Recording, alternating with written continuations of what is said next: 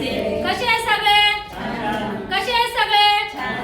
बघा आपल्या इथं कित्येक दिवसांपासून हे काही थेरपीला येते. त्यांच्या शरीरामध्ये काय बदल झालाय आपण आता आईकडूनच जाणून घेऊया.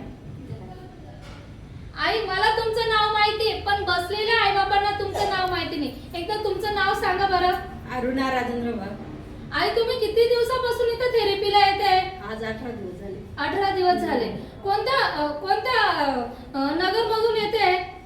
मी का मेघराज बेकरीकडून. मेघराज बेकरी. या थेरपी बद्दल माहिती कोणी दिली तुम्हाला? आमच्या शेजारच्या ताईंनी. शेजारच्या ताईंनी.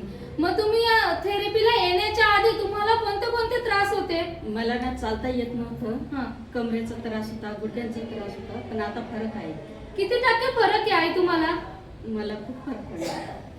हा, म्हणजे तुम्हाला गुडघ्यांचा त्रास होता, कमरेचा त्रास होता आणि अजून चालता येत नव्हतं.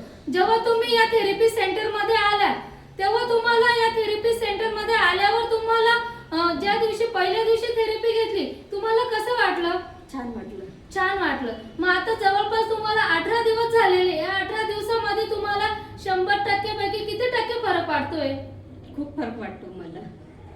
खूप फरक वाटतोय. म्हणजे बघा, जर आपण 25% जास्त 30%. जवळपास आईंना 18 दिवस झालेले. या 18 दिवसामध्ये आईंना 30% फरक वाटतोय का? बघा आई, तुम्ही कंटिन्यू थेरपीला येत्या?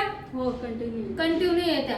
आई, तुम्ही या त्रासासाठी दवाखान्यात पण केला असेल? बाई, खूप दवाखाना झाला. खूप दवाखाना झाला. दवाखाना करून सुद्धा तुम्हाला फरक पडलाच नाही. पण या थेरपी सेंटर मध्ये आल्यावर तुम्हाला फरक वाटतोय का? मग वाटतो ना. हा, म्हणजे तुम्ही समाधानी आहात का आई? समाधानी आहे. इथं बसलेल्या आई बाबांना काय सांगणार तुम्ही? थेरपीला रोज यायचं.